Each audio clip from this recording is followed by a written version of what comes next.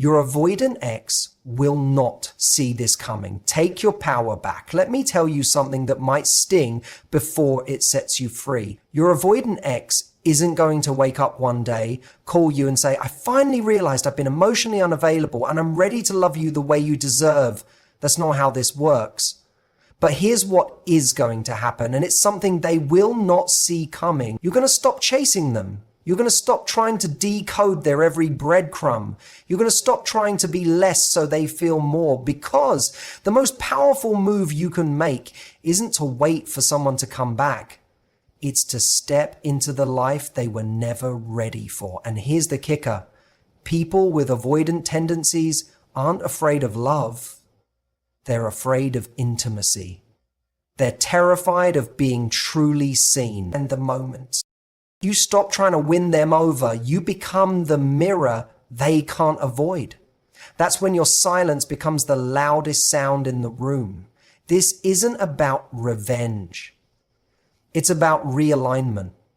It's about knowing your worth so deeply that you refuse to audition for someone who's not even watching the show. So how do you take your power back? You fell in love with who they could be, not who they consistently were. That's the trap. When you're emotionally invested in someone with avoidant tendencies, it's easy to focus on their best moments. The times they were charming, attentive, and maybe even vulnerable. You hold on to those glimpses like gold, thinking they reveal who they really are underneath the distance. But here's the truth. Consistency is more important than potential. Anyone can show up for a moment. It's who shows up consistently that determines whether a relationship has real, lasting value. Avoidant partners often leave you in a state of confusion. One day they're affectionate, open, and giving, just enough to keep hope alive. The next, they're withdrawn, vague, or emotionally unavailable. And because you're wired to believe in love, you start filling in the blanks. You tell yourself, they're just scared, or they need time, or if I just love them a little more, they'll come around. But here's the problem. When you do that, you stop seeing what's actually happening and start living in a fantasy of what might happen. You're not weak for wanting it to work. You're human. You saw something beautiful and thought maybe with enough love, this could grow. But hoping for someone to change while they're actively showing you that they're not willing or able to is self-abandonment. It's like standing in front of a locked door and saying, I just need to knock harder. No, sometimes the door is closed for a reason. The idea that this person is capable of being the ideal partner lives more in your imagination than in real life. If you're being honest, the relationship was filled with more uncertainty than security, more questions than answers, more anxiety than peace. And that's not love, that's survival mode. You are constantly adapting to their mood, overthinking your every move, trying to be less needy so they wouldn't pull away. That's not connection, that's contortion. When you start to accept that their inconsistency wasn't a glitch but the norm, you stop waiting for the real version of them to show up. You realize the real version already did, and it wasn't enough. Not because you're too much, but because they couldn't meet you where you are. That realization might hurt at first, but it's the beginning of true clarity. Clarity that allows you to stop investing in someone's potential and start protecting your peace. Emotional detachment doesn't mean you stop caring. It means you stop allowing someone else's inconsistent behavior to control your emotional world. When you're entangled with an avoidant ex, you're often in a cycle of highs and lows, waiting for the next text, trying to decode silence, questioning your worth every time they pull away. That dynamic isn't love, it's addiction to validation, and the only way to break it is by stepping back far enough to see it for what it really is. Detachment is not coldness, it's clarity. It's the choice to stop making excuses for someone who can't show up for you. You've likely spent so much time trying to be patient, to understand their past, to be the exception that changes everything for them. You believed if you could just prove your loyalty, they'd finally feel safe enough to open up. But emotional availability doesn't come from pressure, it comes from personal readiness. And no amount of love or loyalty on your part can force someone to meet you at a level they're not prepared for. When you detach, you're not giving up on love. You're reclaiming your sense of control. You're saying, I deserve a relationship where I don't have to chase reassurance. I deserve to feel seen, heard, and chosen. Detachment is the quiet strength of walking away from what confuses you instead of staying and calling it passion.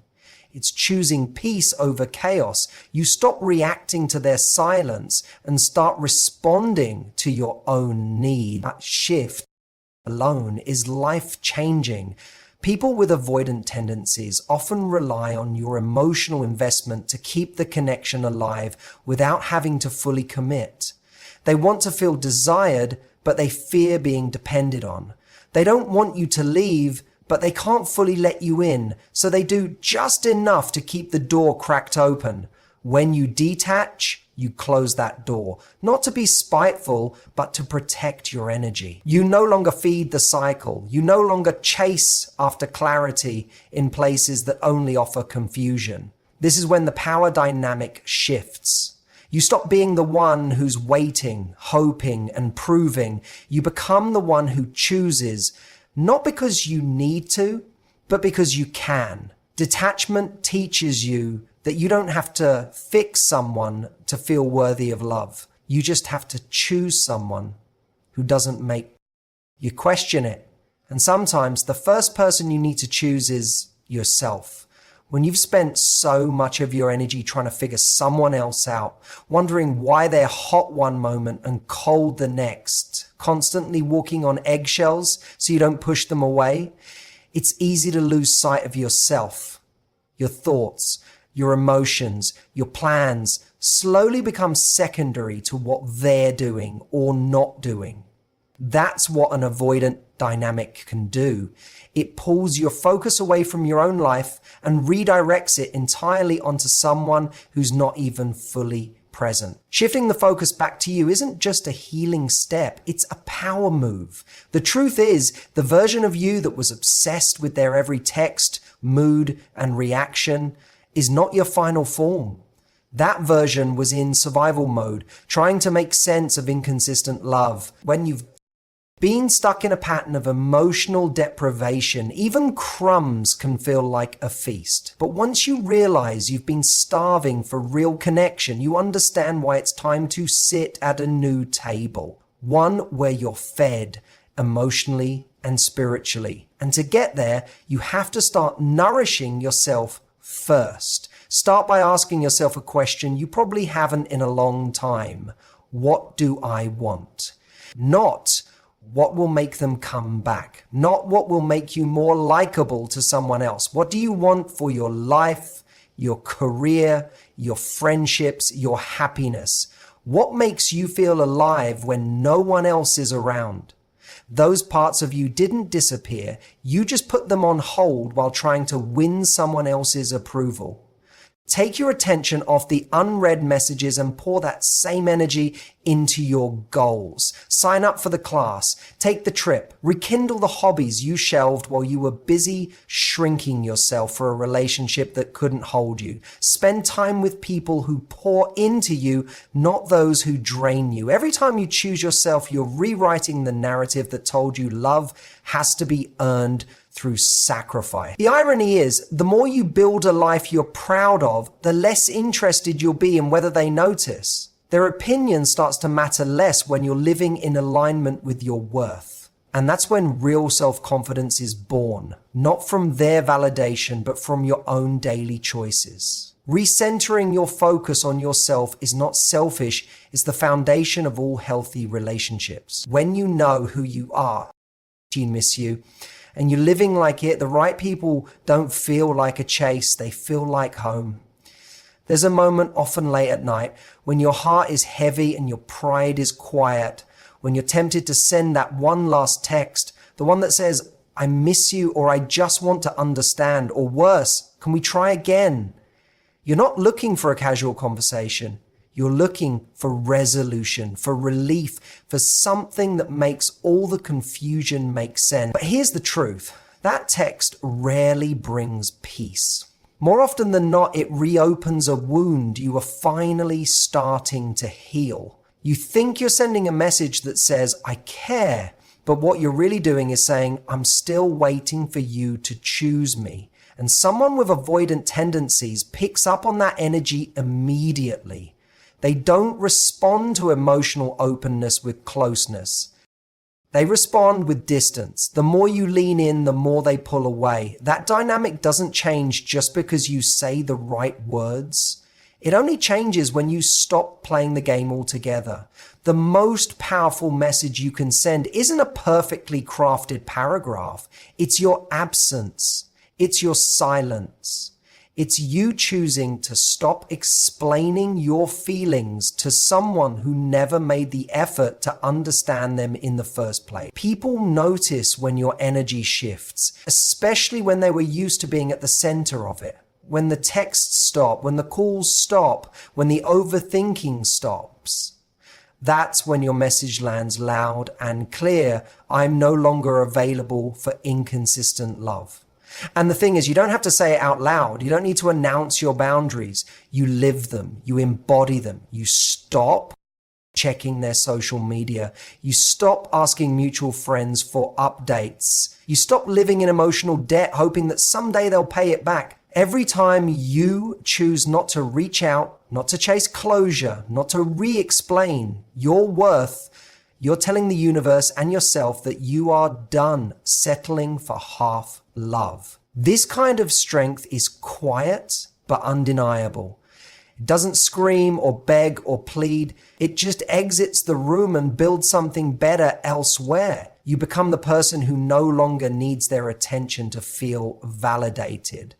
That's when the power shifts. That's when your actions speak volumes. Not because you're trying to teach them a lesson, but because you finally learnt your own. You don't need to send a text. You are the message. Silence is not weakness. It's not avoidance, revenge, or a manipulation tactic.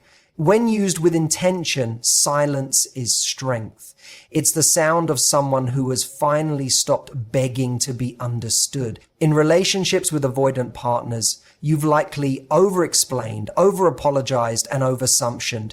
You try to bridge the emotional gap by talking more, doing more, and staying available, thinking that eventually something would click, that one day your consistency would earn you their clarity. But it never quite happened, did it? The thing about silence is that it cuts through noise. When someone is used to you always being there, responding, reaching out, showing up, no matter how inconsistently they did, it sends a powerful signal when you finally stop. Not out of spite, but out of self-respect. That silence doesn't scream. It doesn't argue. It doesn't try to convince. It just creates space. And in that space, truth surfaces. Avoidant partners often rely on emotional chaos to maintain distance. They don't have to fully commit if the relationship is always in limbo. Your silence removes that chaos. It takes away the push-pull dynamic they've grown comfortable with. It puts a stop to the back and forth energy exchange and creates a stillness they can't distract themselves from. That stillness forces reflection, not necessarily transformation, but at the very least, awareness. And that's more than any text or speech could accomplish. But here's where your focus needs to be. Not on whether they notice your silence, but on what it allows you to reclaim. When you're no longer checking your phone every few minutes or rehearsing what you'll say, if they finally reach out, you begin to reconnect with yourself. You get to breathe again. You get to hear your own thoughts instead of drowning in theirs. Silence becomes your sanctuary. It becomes the place where your confidence is rebuilt. You don't need to announce your boundaries. You just live them. And when you stop responding to inconsistency, when you stop filling the silence with apologies or justifications, you start to remember what it feels like to be grounded. You realize You don't have to chase anyone to feel whole. That's when your silence transforms from emptiness into presence. It stops being about their reaction and starts being about your peace. Sometimes the most profound closure comes not from a conversation, but from your decision to walk away quietly with your head high, your dignity intact, and your attention firmly turned back toward your own life. Because when you stop speaking to someone who couldn't hear you in the first place, you finally start hearing yourself. So here you are at the turning point. You've given your energy, your heart, your patience, and maybe even your sense of self to someone who couldn't hold it with care. But this is where that story ends. Not with bitterness, not with blame, but with truth, power, and clarity. You now understand that it's not your job to fix, prove, or wait. It's your responsibility to choose yourself, even when it's hard, even when it hurts, and especially when someone else refuses to. Taking your power back doesn't always look loud. Sometimes it looks like quietly rebuilding a life so solid, no emotionally unavailable person could ever shake it again. This isn't about making them regret losing you. It's about making sure you never again lose yourself in the process of loving someone else. Because when you finally rise into your full worth, when you protect your peace like it's sacred, because it is, that avoidant ex won't know what hit them. They'll look back and realize they never even scratched the surface of the person you've become. You don't have to show them. You don't have to wait for them to notice. You just have to live so fully, so confidently, and so unapologetically that you see it. And that's the only closure you'll ever need. Thank you for sharing your time, your attention, and your heart today. Whether you're still healing, just beginning, or already on the other side, know this: you're not alone, and your growth is unstoppable. Keep choosing peace, keep choosing strength, keep choosing you. Take care of yourself, and remember, your next chapter starts the moment you say, I'm done settling for less. Until next time, go alive like you never needed their permission. Thank you.